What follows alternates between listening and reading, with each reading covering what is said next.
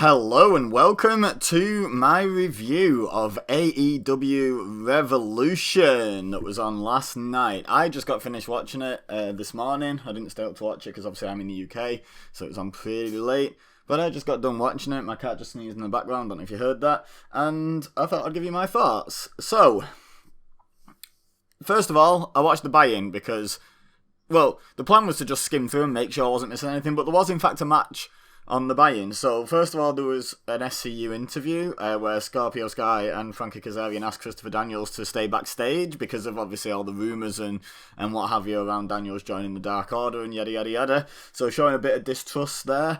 And at that point I wrote down, I'm starting to think the heel turn here is too obvious for Daniels, like it's probably not going to end up happening. And sure enough it didn't. In my predictions, I did predict it to happen, but before I watched the match, I was like, yeah, they're now making too much of a big deal out of this. Anyway, the match itself, SCU started off hot against the Dark Order. Stu Grayson and Evil Uno. I always forget his name. I think I called him Simon something in the predictions video. He's just such a generic name compared to the Evil Uno. Like, it's a proper gimmick faction, and he's just there called Stu Grayson. Like, he's just called Stuart. Like, I don't know. I'm not sure I understand or agree with it. Anyway, it evolved into a pretty standard tag match after the hot start from SCU. You know, the heels working over the babyface and the hot tag and da-da-da. Right, after a little while, I put minions, distracted Scorpio Sky. And then he ended up trying the Okada roll, which is the roll up where you run them chest first into the top rope and then roll backwards and roll them over and then end up sat on their bum kind of thing, if you can picture that, if you don't know what an Okada roll is.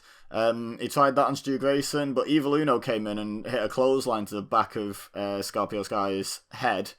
And that got Grayson the pin and the win. That was how the match finished. There was a post-match beatdown, and then Colt Cabana made the save. I've had a lot of fun watching him in New Japan recently. He's not done a lot in New Japan, but a few matches on the most recent tour. On the road to the show that's now not happening. I've had some fun watching him there, and I was pretty chuffed to see him turn up. That was pretty fun. Then some mysterious music hit and someone came out in a robe. It's like, oh, it's the Exalted One, he's finally debuted, and then it turns out to be Christopher Daniels in tracky bottoms and a t-shirt, and then he helps SCU and Colt Cabana clean house of the Dark Order. I got the match right. I predicted Dark Order to win, so I'm 1 for 1 on predictions there. I predicted the heel turn. It didn't happen, so I'm 0 for 1 on heel turn predictions, shall we say. But in terms of match results, which is what matters, 1 for 1.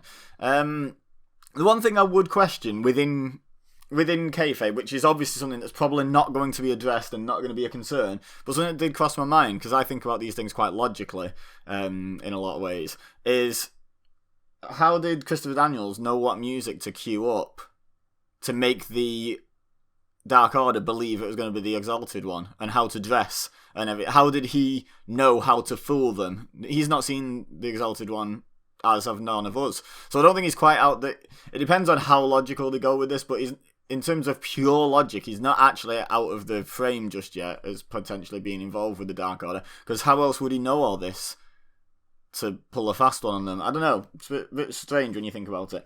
Anyway, up next on the buy-in, we had the Jurassic Express promo where they said they'd be keeping an eye on the match, and I thought they were talking about Cody versus MJF. Excuse me. But it turns out they were ringside for... Was it Guevara versus... Yeah, Guevara versus Darby Allin was the match they were ringside for, so they must have been talking about that. It was kind of funny. Luchasaurus was doing the promo, basically, and in the background, Marco Stunt and Jungle Boy were just arguing over who gets to sexually harass the interviewer, basically. And I was like, really? Like, like in a company like AEW in 2020, I'm not saying I personally have a problem with it. I thought it was funny, haha, perfectly innocent. But I don't know, it just doesn't feel like it should fly in that very, very liberal, minded, don't want any stank on them kind of company to be promoting sexual harassment, which we'll get onto in the first match of the main show as well. The last thing on the pre-show, the buy-in, was a bit of a promotion for the Young Bucks book. That's probably quite a good read. If anyone wants to go ahead and buy me that, I will absolutely read it and do a review. That seems like a good read. I'll probably get it anyway, to be honest. But if someone wants to buy it me, you're more than welcome to. Let me know. I'll accept the gift. So, yeah, good read, good stuff. That should be, they've got a good story going from backyard wrestling all the way to now basically running a national. I was going to say nationwide, then switch my mind to national. A national promotion, arguably international, because I'm watching it in the UK. It's a pretty big deal success story, so probably a good read. Anyway, up next was the main show. One thing I noticed was on the video package at the start, they had a female voiceover, and I don't think it's because it was female, I just didn't like the voice itself, but I do think male and female voices lend themselves to different things. I think, for example, it's fairly common knowledge, especially in like sales circles, that female cold callers have greater success than male as a general rule, because it seems friendlier. Men are more likely to entertain them, and stay on the phone because, hey, she might sound hot, and all stupid stuff like that. But it's basic psychology. On the phone, it's generally better to have a female voice than a male voice. I think that's generally widely accepted. On a voiceover for a wrestling show, I'm going to go out and say it's better to have a male voice, because you can just pick someone with quite a deep booming voice, and it's not that it has to be a male voice, but I think a deep booming voice works for it, like the epic voice kind of thing, and you can't really get that to the same extent in a female voice. It doesn't come across the same. So I didn't really like the voiceover for the video package. The video package itself was fine. I skipped through the national anthem. I don't know why in this day and age you American promotions insist on doing this. You don't get the Japanese national anthem at the start of Wrestle Kingdom, do you? Or did I just completely miss that? I don't know. It's a very America thing, and it's like no one cares. Like I don't understand national pride anyway. Like, the fact that I'm British is not an achievement of mine. I didn't choose where to be born. I didn't have to do anything to be born in Britain. It's not a point of pride. It's not something I've accomplished. I'm not proud to be British. I just am British. It's just a fact. There isn't an emotion associated with it. I'm not ashamed to be British. I'm not proud to be British. I just am. And I don't understand why everyone's like, oh yeah, proud to be an American. It's like, it's not your choice that you were American. Like, it's not down to anything you did. Get over it. I don't know. It just bugs me. It wastes 5 minutes of a show that just makes me fast forward, basically. So yeah. Anyway, rant over. Alienated all my American viewers now. But it's not just an American thing. It's a worldwide thing. If you have national pride, I don't understand it. You can say, oh yeah, but I think my country's the best in the world. Well, everyone thinks their country's the best. Well, not everyone. Some people are actively trying to flee their country because it's terrible.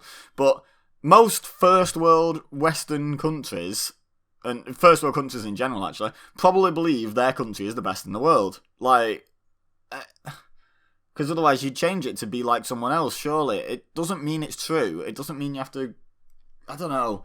I don't know. I just don't. I like the fact that you're able to display this national pride and no shame about that and what have you, but I just don't understand it. Surely every American can't love America. Like, it just doesn't make sense to me. It just doesn't make sense. There's loads of bad stuff in America, just like there's loads of bad stuff in Britain, and there's loads of bad stuff in Australia if you're proud to be Australian, or there's loads of bad stuff in Germany if you're proud to be German. Like, there's bad stuff everywhere. There's nowhere that's a perfect place to live. So I just don't understand it. Anyway, now rant over. Trying to backtrack a little bit and not offend as many people, but stand by my original point. I don't get it. First match on the main show was Dustin Rhodes versus Jake Hager. Dustin had his face paint different. He had the bottom half of his face painted with like a smile, like a Joker smile painted on, which was interesting. The top half was paint free instead of it's usually down the middle, the split, isn't it? So, I don't know. It didn't offend me, didn't particularly like it. It's just different. Hager did the greatest heel move ever of having really overly gratuitous PDAs, public displays of affection, with his wife before the match. She was at ringside. I think AEW really, really thought, oh, the fans are going to hate him. She's really hot, because they kept cutting to her. Like, I thought she was okay. I wouldn't kick her out of bed for farting, like, but they were obsessed. The cameramen and the production crew were just like, hey, get another shot of Hager's wife. Like, it was like, okay.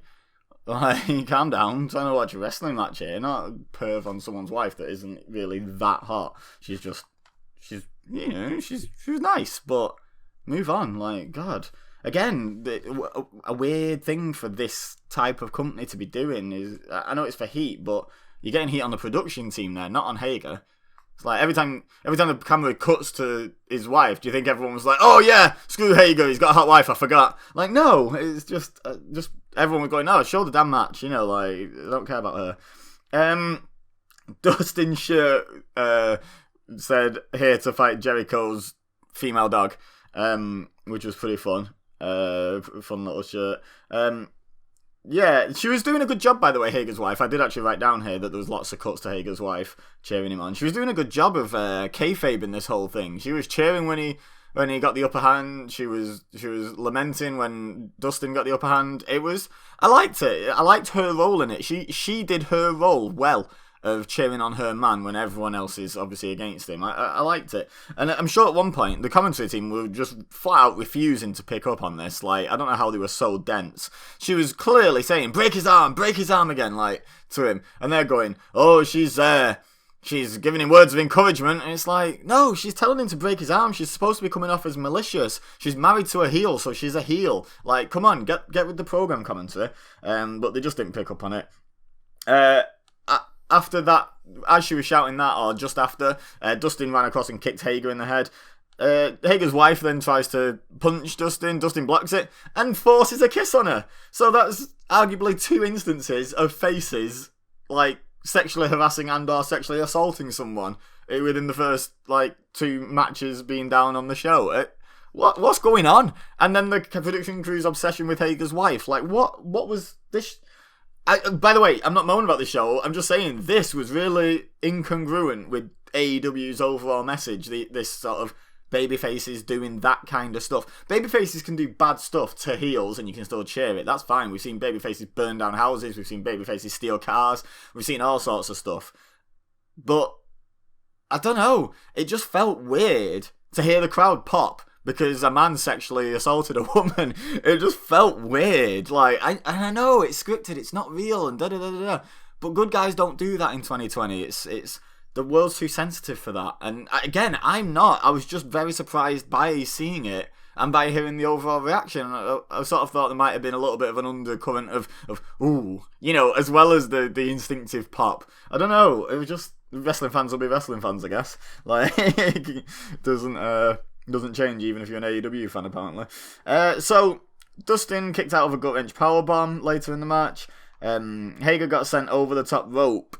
Dustin was kind of in the corner and Hager ran in and he just back body dropped Hager over, but instead of landing on the apron on his feet like a normal person, Hager went straight down to the floor and smacked his head off the ring steps, which was a pretty good spot. It looked pretty good. Then Dustin, I think, started working over the arm a little bit, trying to get even, I suppose, for when Hager broke Dustin's arm in the car door a few months ago. But Hager pretty much instantly transitioned it into an ankle lock. Then Dustin rolled through the ankle lock and kind of kicked Hager off, and Hager almost squashed Aubrey Edwards, the referee, while they were nearly squashed him in the corner. I lost my train of thought then. And then while they were distracted. So I can't quite picture this, but somehow Hager then hit a low blow on Dustin. I guess Aubrey was behind him. He turned around and low blowed him or something. Anyway, he or did he backflick? I can't remember. There's been a lot of wrestling, and honestly, this match now doesn't stand out in my memory because the rest of the show was so damn good that this match is pretty faint in my memory already. It's kind of been pushed out by all the other good stuff.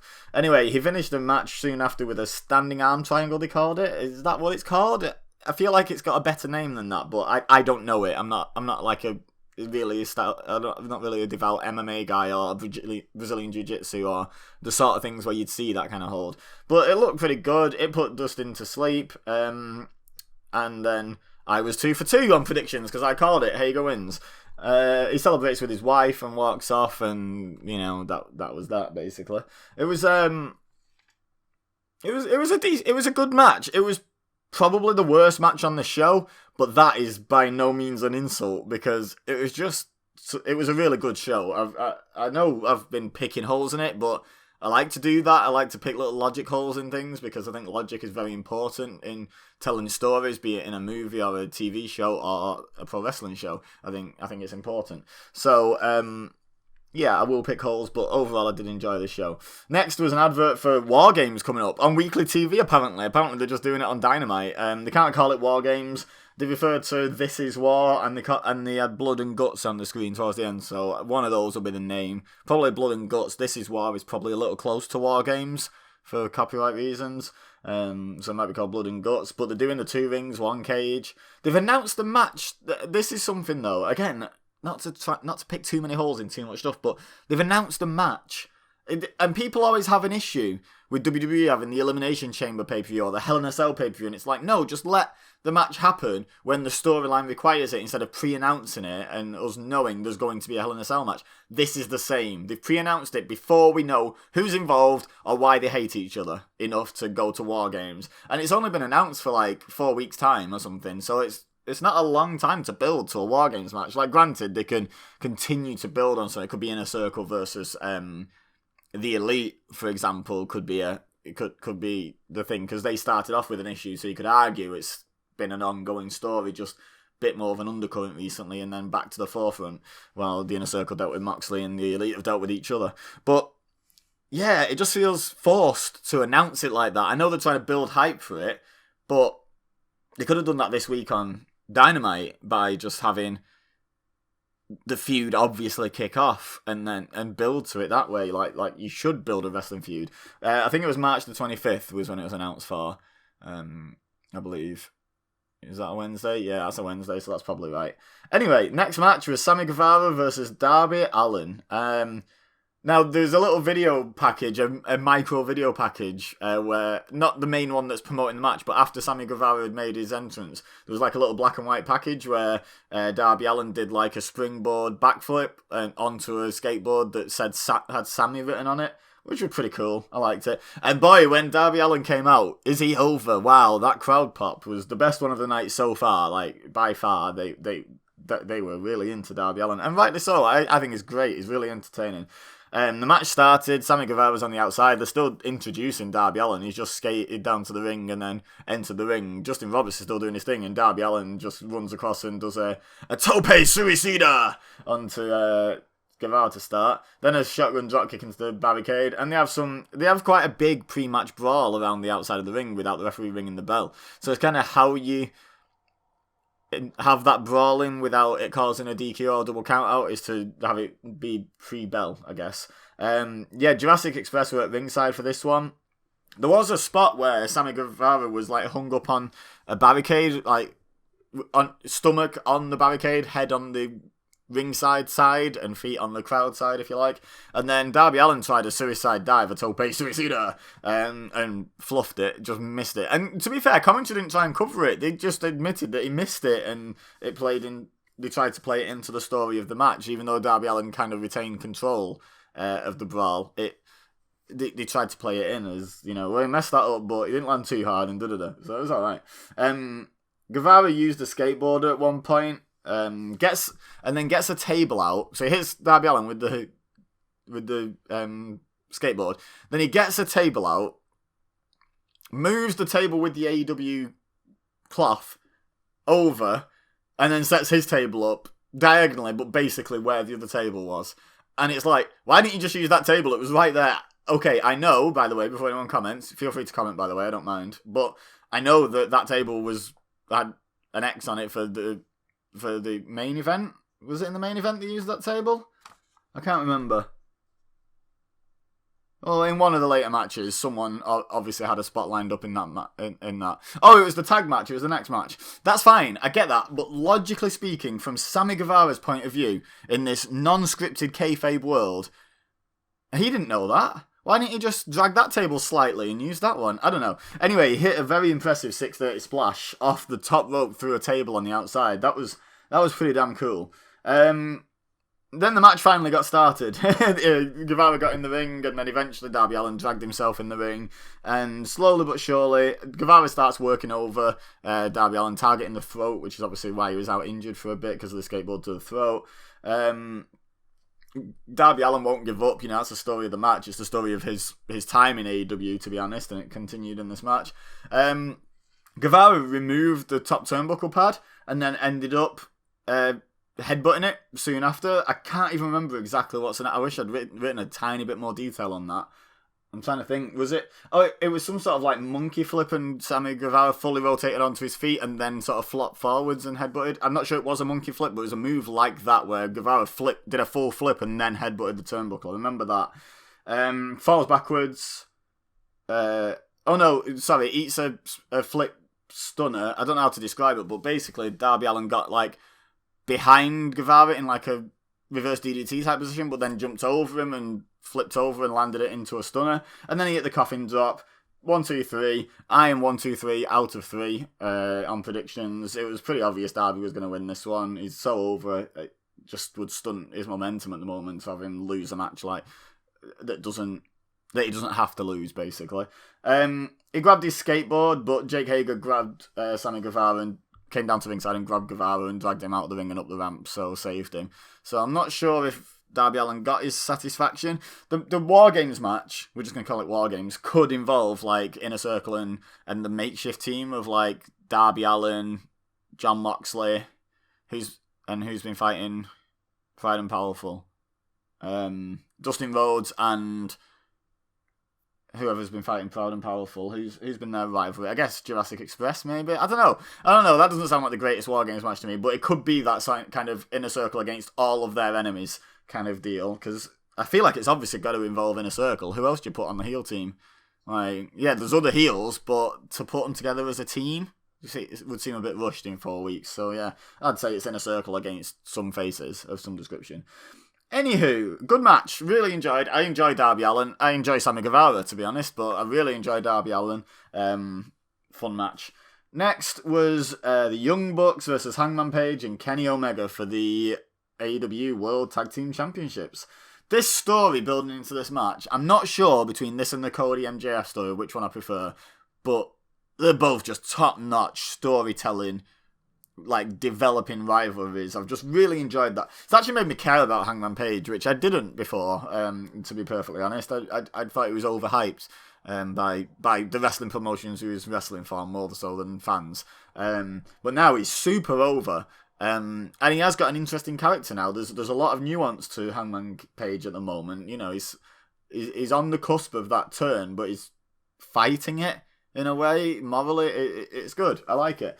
I noticed the Young Bucks were getting quite a lot of boos during the match introductions, which did surprise me a little bit. I thought everyone would be treated as a face in this match, but no, the Young Bucks were booed. And as the match went on, I feel like AEW don't script the matches to the same extent the WWE do anyway, but I feel like this match was quite well improvised, because I feel like the Bucks did some heelish stuff that might not have originally been discussed.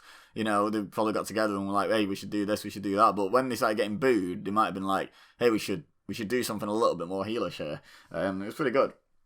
So there was no lower third shenanigans for Hangman Page, I noticed. Like the introductions, and it tells you a little something about them.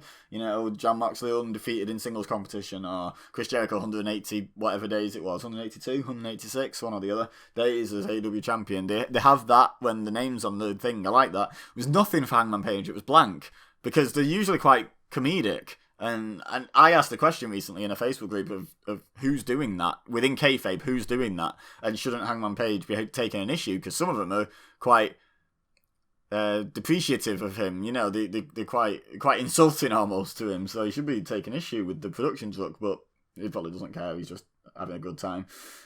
Anyway, so Omega and Nick Jackson started the match. Hangman Page wanted to, but Omega talked him down and talked him into going on the apron. And they had a nice, respectful, chain wrestling, one-upsmanship kind of open. And then they both tagged out. Then there was a bit more. I put a bit more stank. I've already used the word stank once in this video. I never used the word stank, but there was a bit more stank on the chain wrestling between Matt Jackson and Hangman Page. It felt a bit more personal. It was well done. Just little subtle nuances that made it feel less of a friendly sporting rivalry like Omega and Nick Jackson did, and more of an actual real, we don't really like each other rivalry, which was good. But at the end of it, at the end of the Omega Nick Jackson one, they kind of slapped hands and fist bumped and then both tagged out. Then at the end of this chain wrestling, Matt held his hand out and was like, yeah, fair play, and Hangman Page spat in his face, which led to Matt taking him down and doing some ground and pound. Kenny Omega came in trying to stop Matt, and Matt was having none of it. Nick managed to come in and sort of drag Matt off and talk him down a little bit. Then the Bucks tagged, so Nick was the legal man, and then Page slaps him, so then Nick goes in a bit and kicks him in the gut. They take a cheap shot on Kenny, so that's where they were both kind of fired up into it being a real competition now. And as I put, business picked up. JR didn't actually say that. I just thought it in JR's voice at the time. I was like, yeah, business is picking up. As the match settled in, Page kind of targeted Matt Jackson's back. They're still telling Matt Jackson having a bad backstory from like New Japan Wrestle Kingdom 12 or whatever it was, or 11. It was a long time ago, 2 or 3 years ago. They're still telling that. But then when Kenny Omega reaches out for the tag, Page like slaps him on the chest. And sorry I'm doing so much play-by-play on this match, but I wrote a lot down because I was really enjoying it and I really wanted to cover the detail because it was a really clever match. Really enjoyed this match. So yeah, Page like slapped him on the chest pretty hard to tag him in instead of just slapping the hand that was outreached. Which obviously Omega didn't appreciate. He took a second to get in the ring. He was sort of like giving him, you know, the death stare kind of thing. So, a bit later, let's see, Hangman Page took Matt to the outside, sort of throwing him into the barricade, still working over the back. He teased the table spot, but on the timekeeper table, not the one I mentioned before. It was sort of in the corner near the entrance ramp. He teased that he was going to go for a spot through that, and Kenny Omega came and stopped him and threw Matt in the ring and said, "In the ring, let's do it in the ring," kind of thing. So then they get in and they start double teaming Kenny Omega and Hangman Page, that is, on Matt. He hits the double Northern Light suplex after teasing it once and struggling with his back. Then he hits it and gets the tag. I just put Nick does his thing to both because Nick Jackson is so fluid when he gets the hot tag and he starts flipping around the ring and taking one out outside the ring, then bouncing back in to take the other one out, then bouncing back out to take the other one out, and it's great to watch, but I'm not trying to keep up writing that stuff down. You know what he does, and if you don't, watch it. It's really good fun. But yeah, he did his stuff. And then I think it was Nick had the sharpshooter on Hangman Page, and Kenny Omega actually broke it up with the Katara Crusher, which the only issue I had with it was Kenny Omega ran into the ring in front of Nick Jackson, ran past him, and then bounced off the ropes and came back and hit him from the back. So 2 things. 1, Kenny Omega let Hangman Page be in the submission longer than he needed to be. He could have just kicked him in the face. And 2, Nick Jackson saw the opposition in the ring, saw him run past him. He's like, oh, it's okay. The enemy's just behind me. I can't see him. I'll just keep hold of this man's legs and not bother turning round. And then gets taken out from behind. And so, again, a little bit of logic, but I'm nitpicking because this match was excellent. I really enjoyed this match. Omega then tags in. He goes for his over-the-top rope, like, front flip dive onto Nick on the outside, but Matt Jackson's on the apron and hits, like, an enziguri to him as he's trying to go over the top rope, just kicks him in the face, which was pretty good. Then they work him over a little bit, but Omega manages to fight out of it and goes for the hot tag, but Matt Jackson interrupted it and, like, threw Kenny Omega across the ring and then spat at Hangman Page, so got his own back, which was quite fun. And then Omega goes for another hot tag, and this time Nick drags Hangman Page off the apron just as he's about to reach the tag. And then Matt hits Kenny Omega with a pile driver for 2, which it was just a straight up pile driver, which is it's weird. It's almost anticlimactic for the Bucks because there's no flip involved. But it was, you know, and I'm not sure I like the pile driver as a mid-match spot. I still think that move looks brutal enough. It looks more brutal than a Destroyer. Let's be honest. The Destroyer looks flashier and cooler. But the pile driver, you hold them up vertically and then just drop them on their head. Like, it looks brutal. I don't think people should really be kicking out of pile drivers, but who am I to say? I'm not a wrestler. Anyway, Nick comes back in, tries to cheap shot Adam Page and on the apron, but Page dodges it and throws one back. And then he puts his boot up and tells Kenny to slam Matt Jackson into his boot. You know, that classic tag team move. And then he bounces him off it and then hits like a sky high, basically. You know, D'Lo Brown's old move that wasn't the frog splash, the power bomb where you lift them up by their armpits and then just slam them down. Hits that. And then there's a hot tag to Page, who then clears house pretty well. He really goes for it. But eventually, Matt drags himself back up onto the Young Bucks corner on the apron, and Page just throws Nick Jackson into their corner and says, "I want you," because they've been having the biggest issue over the course of the match is Matt and Page. So he makes Matt tag in, and they have a bit of a slugfest. They don't wrestle. They fight and punch and kick each other. It was pretty good. Then Omega gets a blind tag. They do some good double teaming stuff. They've got good continuity, Page and Omega, for a team that are being presented as not really part of the tag team division. They've got some really good tag team chemistry, and they do some really good, nice tag team work. Double team moves and stuff. Omega hit a deadlift gut wrench powerbomb, which is always impressive to see. He gets a 2 from that. Tags Page back in. And then I'm trying to think how this works. He runs into a corner enziguri from the apron from Nick. I'm trying to picture that spot. That spot's gone clean out of my head. But yeah, he got kicked in the head apparently by Nick Jackson. Excuse me. Nick tags in.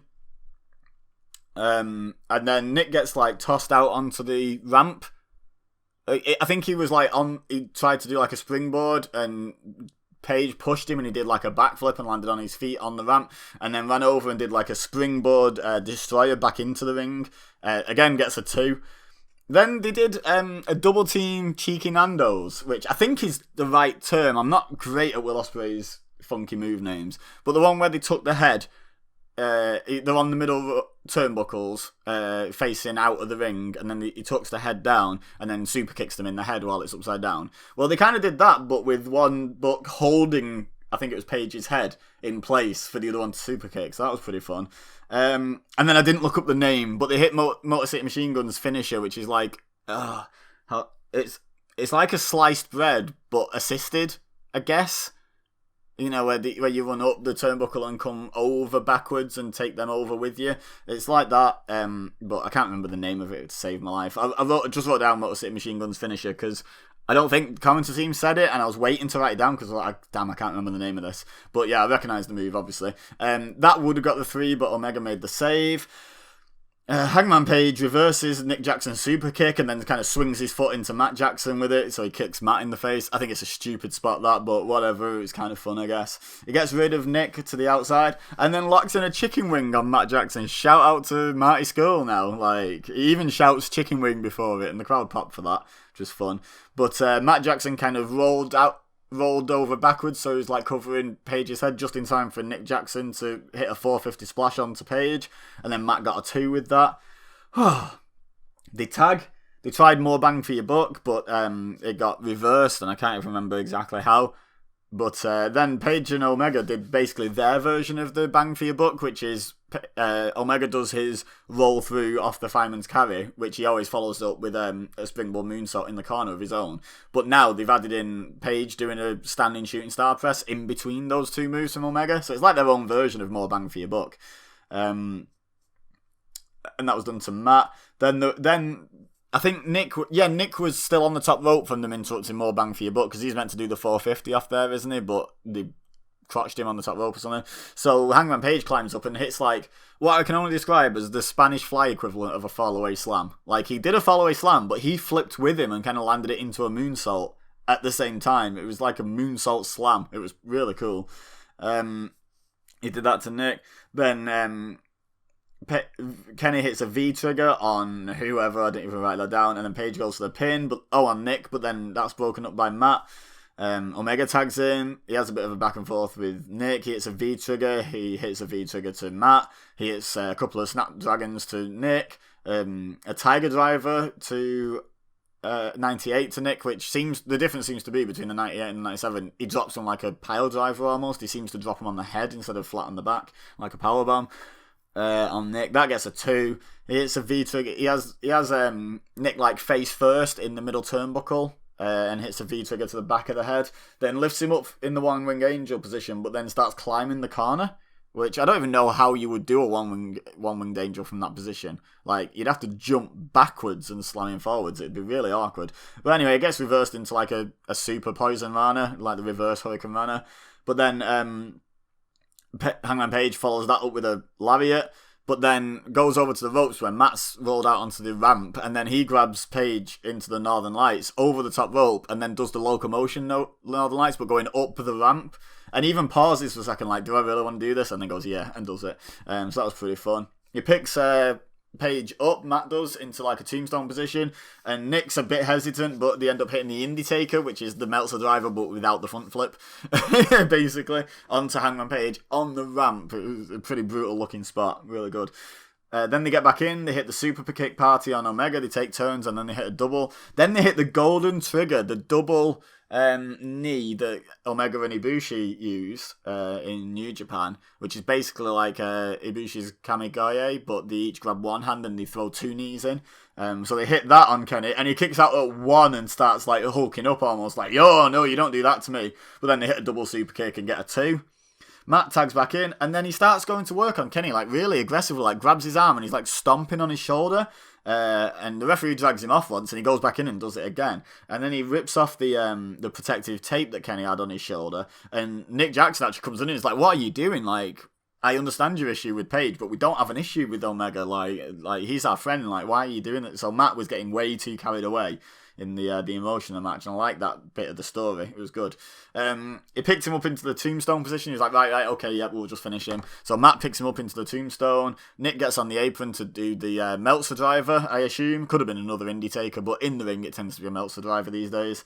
And Hangman Page pulls Nick down. He like literally started the springboard, and Page reached up and grabbed his legs and pulled him down. And then powerbombs him through the table that we were talking about before, the one that had the sheet on it that why didn't Sammy Guevara use. He powerbombs him through that table. Then they hit the buckshot V-trigger combination on Matt, but it only gets a 2, which I think at that point, I think it might have been JR said, what more can you do? Like, they just can't win this. Which I thought was a good call, like a really good dramatic call from him. Hits another V-trigger. Omega actually goes for the one-winged angel, but Matt Jackson fights out, super kicks Omega, and Page gets a blind tag on Omega, and actually hits the one-winged angel on Matt Jackson, hits his partner's finishing move on Matt, but Nick gets back in the ring and breaks up the pin. He then gets tossed out of the ring onto the ramp, and then Page hits like the buckshot lariat, the front flip over the rope into the lariat, onto Nick on the apron, comes over and does one back into the ring to Matt, pins him for the 3. Oh, it was a great match. I predicted the Bucks to win this, so I'm 3 from 4. I'm fine with being wrong, and I'm 0 from 2 on heel turns, because I predicted Page to turn in this match. But, this match, I mean, I've just spent a good 10 minutes covering it, and I can't say I've done it justice. Like, you have to watch this match. And I'm not like the world's biggest Young Bucks fan. Like, I think they're really athletic guys, and they do have some good matches, but I also think they sometimes get really overrated by people. Hangman Page I've only just started really showing an interest in since this story started developing. And Omega, I feel, has been really underwhelming in AEW. So for 4 guys that I'm not the biggest fan of, this match was outstanding. It was athletic and high spotty and all that usual stuff that you get, but in the right measure. And there was sufficient amounts of just story beats in it as well, like the story of Omega and Page starting off really confrontational with each other, and Page questioning Omega's loyalty, and Omega questioning whether he can trust Page because he's a bit of a loose cannon. And that slowly evolves into great teamwork, and them ending up saving each other and winning the match and what have you. And then on the other side, the Young Bucks, who showed no cracks coming into this match, and were expected to fully take advantage of Hangman Page's loose cannonness and stuff like that. And Matt ends up going overboard, and they end up actually arguing over that, because Nick's like, what are you doing? You're just becoming him. And, it was just, honestly, I don't usually rave over Young Bucks matches like this. This was amazing. This was such a good match, honestly. Really good match, and I'm not a big gymnastic match guy, but this was done right. There was all the gymnastics and all the fanciness, but it was a great thread through the match of story, and there was really good psychology and what have you as well, and really good improvised psychology to have the Bucks be more heelish. I mean, I have no doubt that the Matt going a bit overboard thing was already pre-planned, but for them to be booed from the start was probably a bit of a surprise. That was probably supposed to get them boos towards the end. But instead, they played with it. They ran with it really well. Page and Omega have got such good tag synergy, considering they're not a tag team, like, of any sort of real experience. So, great stuff. After the match, Omega was holding it against, especially Matt Jackson, but didn't really want anything to do with the Bucks at all because of, like, how Matt had gone off on him. He was like, oh, and backing away and sort of holding an arm out to keep him away. In the end, he eventually slapped hands and fist bumped with them. Page still wants nothing to do with that at all. He turns his back, he leans on the ropes, he walks out onto the ramp, and then the Bucks get out the ring and Omega's left in the ring, and Page turns around, puts his belt down on the ring apron, and he's lining up for a buckshot lariat. You can see how he's holding it, and the commentators are holding it, calling it, going, whoa, hold on, what's he thinking? Then Omega turns around and Page just looks at him and hesitates, and then goes, come on, and holds the belt, the ropes open and lets Omega go out with him, and Omega was a bit hesitant as well because he saw it. So they're still teasing it. It's going to happen. Someone's going to turn. Like, it might not even end up being Page because he's so over at the moment. The fans love it. But he gets a beer off a fan at the side of the ramp, and they go off happily into sunset. But they're still building that turn. That turn's going to happen. Could happen in the War Games match if they decide that Hangman and Omega are going to be in that. Especially if they put them in with the Young Bucks. They could put all of the Elite against all of the Inner Circle, like Cody included. Cody, Bucks, Omega, and Hangman against the Inner Circle, and Hangman could cost his team the match there or something. I don't know. They could do something like that. Next match, I didn't like anything like as much about. You'll be glad to hear. Chris Statlander against Nyla Rose. The first thing I noted was Statlander has no vertical leap. She did a leapfrog early in the match, like the standard running off the ropes and you duck down and then you jump over. Oh my god, she barely made it over, and Nyla Rose was ducked right down and she just barely left the floor. I was like, what was that? And she botched a kip up soon after. It's like, and I wrote, stop trying to be what you're not. I had this rant in, I think, my NXT TakeOver review about Keith Lee and Dominik Dijakovic trying to be what they're not. They're big guys. They need to be big guys. They can have the occasional, wow, look how impressively athletic he is spot in a match, but only one. You don't need to be that for the entire match. Same here. These are two big girls. And I'm not being disrespectful. I'm not calling them fat or anything. I'm saying they're big. They're monsters. They're supposed to be formidable and scary. And you're just messing up vertical leaps and kip-ups and doing moonsaults and stuff, and it's like, no, just stand there and beat the hell out of each other.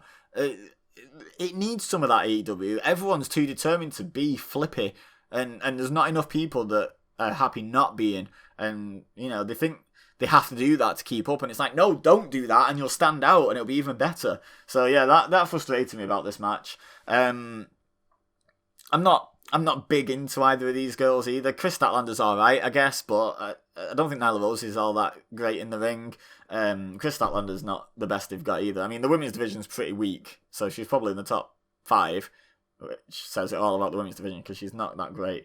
But she did a fun little spot where she kind of, I think, did Nyla have her hung up on the rope or something? She dropped herself down into a handstand and walked across the ring on her hands, which was pretty impressive considering she can't even jump 2 foot off the floor. And then kind of lay herself down and blew a kiss at Nyla, which really threw Nyla off what she was planning. I think she was on the turnbuckle ready to jump off, and she was just like flustered and jumped down. Anyway, I didn't write much down about this match. It was what it was. It was a good interlude between good matches, is what it honestly was. And hate to say that because it throws back to the Attitude Era and the women being the toilet break, but it kind of was. It kind of was this match. It finished with a middle rope beast bomb. Nyla Rose picks up the win. I go 4 out of 5 on predictions. I've got nothing else to say, you'll be glad to know, after how long I went on about the Young Bucks match. Let's get into my other favourite match of the night, or one of my other favourite matches of the night, because honestly, this card was incredible. This show was great. This was a big step up from Super Showdown, put it that way. Like, they put that show to shame last night. MJF and Cody. So, another great build, I put. Yeah, I couldn't decide whether I'd enjoyed this build or the Hangman Page build more in terms of the story running up to the match. Because this had like the whipping segment and the cage match and all of that stuff, and it was really good. To be honest, that had probably the best segment, the whipping segment, but the Page story as a whole, as a complete story, is probably better, with no spectacular standout moments in it, just a really good, solid story that's built properly, I would say. MJF had some nice entrance gear. Man, he overdid the tan. He had too much fake tan, like way too much. Downstate did Cody's entrance live. It was cool, but it didn't sound good. Like, they sounded pretty lame live, to be honest, and they sounded at points kind of amateurish. They sounded like they didn't have, they weren't in sync. Like, somehow it just didn't sound right at all. I didn't particularly enjoy that. Cody was accompanied to the ring by a huge posse. He had Brandy with him, which, wow, yeah, well done, Brandy. Yeah, keep doing this role. Like, no complaints from me. Don't try and wrestle. Don't try and be a character. Just stand there and look amazing. Arn was obviously there. Dustin came to the ring with them. Stephen Amell, I think, was there. I'm pretty sure that was Stephen Amell. And some others that I didn't recognise. Anyway, Cody sent them all to the back except Arn and Brandy, which, good decision. I understand you having Arn there. Good decision having Brandy there. Like, not going to complain. And he had some temporary neck tattoo on it, like, you know, like one of those temporary tattoos you get in like the candy sticks, like a Superman tattoo that you transfer on with water. You rub it onto your skin, and you've got like a temporary tattoo. It was like one of them, but massive, and the Nightmare Collective symbol on his neck. And I was like, "You've got a fake tattoo, mate." As cool as the logo is, and it looked all right actually. I just couldn't get past the fact that you got a fake tattoo, mate. Like, you get them in candy sticks, like when you're sick. So I don't know. It just tickled me. Yeah, what a bad man with his fake tattoo. Anyway, MJF started the match ducking out a lot and slowing down the pace because Cody was obviously a house of fire, really passionate, finally getting his hands on MJF. MJF's such a fun heel to watch. I really enjoy MJF being a heel, like slapping a fan's cap off and grabbing someone's beer and throwing it in someone else's face. I don't know how many of these people are plants and how quickly he gets the hell out of there. He got quite quickly out of there when he threw a beer at someone, so maybe that wasn't a plant. He was just like, I'm going to do this and then hop the barricade so they can't follow me. They can't lash out at me, kind of thing. But yeah, he's just fun. He's really, even if they are plants, it's fun to watch. It really is. The first like real big spot that I made a note of was Cody got MJF like outside the ring on the ramp and then ran off up the ramp and even went out of sight like round the corner and then came sprinting back down the ramp. I don't know why he needed that extra little curve bit to his run. It's not like he couldn't achieve full speed down that ramp. And they'd said something about the Great Muta. I call that a cactus clothesline, where you clothesline someone over the top rope and throw yourself over with them. Like, Cactus Jack's where I've seen that, personally. But yeah, he did that into the ring, which was a unique take on it. Cody went flying. He landed, like, on the other side of the ring. MJF fell over the top rope. Cody just launched himself, like, through MJF and, like, landed near the other ropes. It was crazy. There was a point where MJF like threw a kick. There was a bit of a botch spot where they both threw the kick at the same time. They clearly forgot who was supposed to go first. But then Cody kicked MJF, lifted him up. MJF tried to kick Cody. Cody caught his foot and went to throw him. MJF landed a backflip perfectly, which was pretty impressive in itself because he's not a gymnast guy. He's a character guy. And just poked Cody in the eye, and it was just brilliant. Like, I love stuff like that. I think it was when we were talking about, I assume it was Wrestle Kingdom, but it could have been like the New Beginning show or something, where El Phantasmo will do like a really elaborate way of then landing on his feet and raking someone's back. I love that. It was just funny. It's just a nice change from everything having to be so elaborate. It's like a really elaborate build into just a normal move, an eye poke, a heel move, a back rake. I think it's great, so I enjoyed that.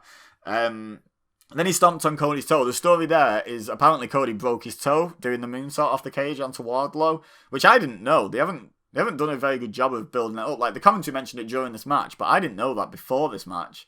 So, yeah, I don't know how I was meant to know, but I didn't. Cody did pick up MJF and did like an aeroplane spin, but with MJF in the Alabama slam position instead of in the fireman's carry. He spun, he stopped and stumbled a set, and then did some more, and then slammed him down. That was fun. Brandy went round the ring at one point and grabbed someone's beer. They love grabbing fans' beer at AEW, don't they? Like, it's just like, hey, can I have a beer? It's like, yeah. Or MJF just takes it. But she went round and she threw the beer at Wardlow and then baited him round. Arn Anderson stands there like, yeah, I'll fight you. It's like, okay, 104-year-old man, chill out.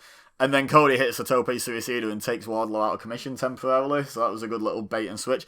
There was a lot of talk about Arn Anderson calling plays, and that felt like one. It felt choreographed, but in the right way. It felt like Wardlow wasn't in on it, even though obviously he was. It felt like he wasn't. It felt like this is Cody, Brandy, and Arn having a preset play, and it's like, right, it's time to do that play. This is a good opportunity to do it. Everyone's in the right places. Do it. You know, and Arn Anderson kind of directing traffic on the outside was pretty fun. Then... a bit later, MJF had Cody in his submission. Oh, I forgot what he calls it. It's basically Fujiwara armbar. And I can't... He's got a move called the Heat Missile, by the way. Fantastic name for a move for MJF, but it's not that. What's it called? I can't remember. I cannot remember. They said it on commentary and I can't remember, but never mind. It's like an armbar. So then Cody's like reaching out for the ropes and dragging himself over. So then... MJF grabs his arm and drags it back into, like, basically a double armbar. I'd say it looked like a Rings of Saturn, but it looked way more painful than a Rings of Saturn because both his arms are, like, parallel but going backwards. Like, great flexibility in his shoulders there to not pop one.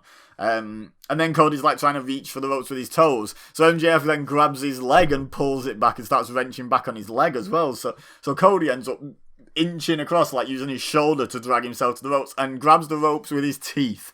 And...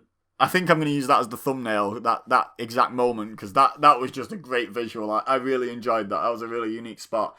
Really enjoyed that. MJF then removes Cody's boot. Takes his sweet time. JR even cracks a joke about him being a bad shoe thief, like that's a thing. But he takes Cody's boot and then stands on the broken toe. And then he lifts the toe and bites Cody's toe, which, I mean...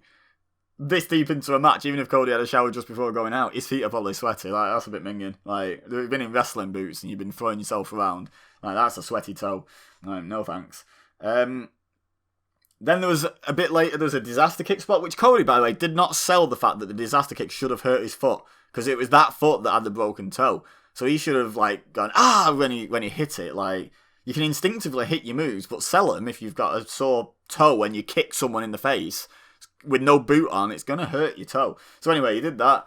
And then they took the attention away from MJF for a second, probably while he bladed. No way that was hard way. So MJF gets blood from the spot. But in the meantime, Brandy's got up on the apron and she's run across and done like a crossbody off the apron onto Wardlow. Obviously, Wardlow's caught her. Randy's not exactly huge, is she? And he's got her in like a fall-away slam position. Then he lifts her up into a fireman's carry, and Cody comes round. And he's like, whoa, put her down. And Wardlow does, and then he goes, come on then. So Cody runs at him to kick him, and Wardlow dodges, and Cody kicks Arn, who was behind Wardlow. And yeah, so that was Arn out of commission for most of the rest of the match.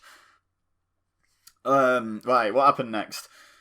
Oh, yeah, then Cody's obviously beside himself, so he gets back in the ring and he's still checking on Arn, and then the referee's checking on Arn, so MJF hits him with a low blow from behind, then rolls him up into a schoolboy, screams at the ref comes in, only gets a 2. The next thing that I wrote down was this mad suplex spot where basically it was like MJF was trying to suplex Cody away from the ropes, but Cody reversed it, suplex MJF over the top rope. But I don't know if you've seen it, there was a really cool spot on 205 Live, I think it was like sometime last year, could even have been 2018, could have been that long ago, where they did a suplex like that, but the person being suplex landed on the feet with them still connected and did the suplex on the outside. Did not look like that. I don't know if it was meant to, but it did not. It looked way more gnarly than that. Like, they both just tumbled from the ring, because MJF kept hold of Cody as he got suplexed over the top rope. So Cody went out of the ring backwards, and they both just bumped hard on the outside. It was a really cool spot. I'm not saying for a second they messed it up and it should have looked like the 205 one. I'm just saying it looked like a messed up version of that. But that's not to say it was a messed up version of that. Maybe it was meant to look like a messed up version of that. You know, maybe it was meant to look a bit more rough and ready and less choreographed. I really enjoyed this match for how unchoreographed some of it looked, to be honest. Like the 2 kicks where it was an obvious botch, that takes you out of it a little bit because they both paused for a second like, oh, who was meant to go first? But the unchoreographed nature of a lot of the match was really good. So yeah, they did that. They got back in the ring eventually. At a count of 9, they both dive back in. And then Cody gets up and he's like, come on, fight me. And they have a bit of a fist fight. Anyway, Cody gets the best of it, ends up setting up a crossroads, but MJF managed to reverse out of it and hit a double cross, which is the crossroads, just MJF's name for it. He only gets a 2 with that. He gets hold of the weight belt to whip Cody, a bit of a throwback to that segment, and the referee takes it off him. Then while the referee is getting rid of the weight belt, passing it to Brandy or something, Cody hits a low blow on MJF and hits a vertebraker, which I haven't seen in a long time because WWE don't allow it, and I just haven't seen it used anywhere else for a while. Excuse me. Only gets a 2 on MJF. Then Cody gets hold of his belt. The referee is acting helpless when he's just taken the belt off MJF, so Cody gets a whipping. Then the ref steps in and he's like, no, give me the belt, you're not allowed to use that. And Cody goes, oh, come on, just one more. And the referee goes, fine, and turns his back. Which I was like, wow, biased refereeing. So Cody whips MJF again and then throws the belt to the crowd like he does tend to. And then MJF is in a lot of pain. He's cowering in the corner and he crawls out the corner and he hugs Cody Rhodes' foot, the one without the boot on. And then he crawls up and he hugs Cody and he says sorry. And Cody's half not buying it, half genuinely confused, it seemed. And then MJF apologizes and then spits in Cody's face, which obviously sends Cody into a mad rage. He hits 2 crossroads in a row. Obviously, the idea being he's trying to hurt him now, not trying to pin him, because he could have pinned him after the first one. Picks him up for a third one. MJF is raised the knee and kneed Cody in the head, sent him staggering, and he turns around and just punches him. At which point you realise he's got on his ring, the one he won for that Battle Royal. I can't remember the name of it. But he's got the ring on. So obviously it knocks Cody out. He pins him. And 3. And I predicted MJF to win. Admittedly with a heel turn from someone like Arn or someone else. So I'm 0 for 3 on heel turns. But 5 for 6 on match results. In the replay it showed he actually put the ring on when he was cowering in the corner. Before he crawled out and apologised and everything. So it was all an elaborate plan. He knew he could trigger Cody to go overboard and get an opportunity. So yeah, I did badly on heel turn predictions, mainly because they did none, but and I predicted 3, but would have been overkill, admittedly. But I was hedging my bets. I thought I might be right once or twice here, but no, none. And MJF picks up the win. Like I say, 5 out of 6 predictions right. The only one they've got me with is the Young Bucks match. I was convinced they were winning here, but apparently not. It seems like they're telling a long story of the Young Bucks not being able to get the titles. It seems like they're going long term with that story. So yeah. Well, good, really good match. I really enjoyed this MJF and Cody match. It was a very different match from the tag match, but the story told throughout and the way the animosity was conveyed was really top draw. I really enjoyed Cody in AEW. Really enjoyed the vast majority of his matches. Pretty much all of his promos. He's been the guy. He has been the man in AEW. He's been carrying that company correctly. I'm not saying carrying it as in everyone else is a disaster, but he's been carrying his end of the weight nobody's business. He's been doing his bit, absolutely. And then after the match, Allin and Brandy help Cody out the ring. Still no heel turn, still no repercussions, nothing. Just a very disappointed Cody. The next match, I forgot was going to happen. When it came up, I was like, okay, so it must be Moxley Jericho now. And then it came up and I was like, oh, how did I forget this? Pac and Orange Cassidy. This was great. This was genuinely such a good match. So much fun. Orange Cassidy's introduction from wherever, weighing whatever. It's just amazing character work. It just goes to show they ask people where they're from and what they weigh. They don't do the research on Wikipedia and actually weigh them. They ask them clearly because they're the answers Orange Cassidy would give. Which was funny. There was a really funny start to the match, all the funny ha-ha stuff. Cassidy went to put his hands in his pockets. Pac blocked him. But then when he tried to hit him, Orange Cassidy was ducking quickly and moving out of the way. It was a fun start. There was some lazy kick spots where Pac started joining in, I could do this too, look how stupid it is. He was trying to make a point of how stupid it is, but then it turned into a yay boo kind of situation where they were throwing him back and forth. And for considering how serious and heelish Pac is, he managed to do comedy without breaking that character, without breaking the character of disapproving of the comedy in any way. He was unwillingly taking part in the comedy. It was really good, really well done. Anyway, then the predictable Pac taking over and dominating a big part of the match, and some of it looked pretty brutal. It was really well done, actually. It's the first time I've seen Orange Cassidy wrestle a singles match, as well as JR, who admitted he hasn't bothered watching anything for the show that he half runs, and I assume he's got a talent relations kind of job, and half like commentates. Like you think he'd do some research. I don't have to. I can just react, but he should do a bit of research. Yeah, it was really good. And then the comedy came back in a little bit when there was a spot where Pac got him face down and went up for the Black Arrow, and Orange Cassidy just rolled across the ring and dropped out on the other side. So Pac got down, walked round, picked him up, rolled him back in the ring, and he landed on his front again, right in position for a Black Arrow. So Pac climbs up again. Orange Cassidy rolled out again on the opposite side, so he'd done like 2 full lengths of the ring at this point, just sausage rolling. Then Pac goes out and rolls him in, and he rolls all the way through. So Pac walks around and meets him, and as he meets him, as they lock eyes, Orange Cassidy just smiled at him. It was brilliant. It was really funny. And then Orange Cassidy starts mounting a comeback and actually doing some serious stuff, like some high-flying, really impressive, fast-paced stuff.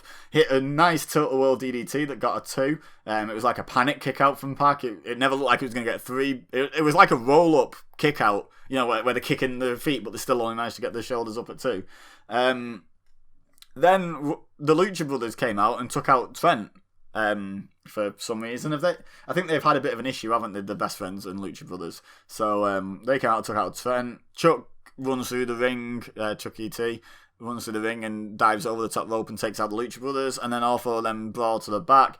That distracts Orange Cassidy. He's like, wait, what's happening with my mates? So Neville Pac then takes him down with an arm wringer and locks in the brutalizer, and Orange Cassidy submits. The right guy won.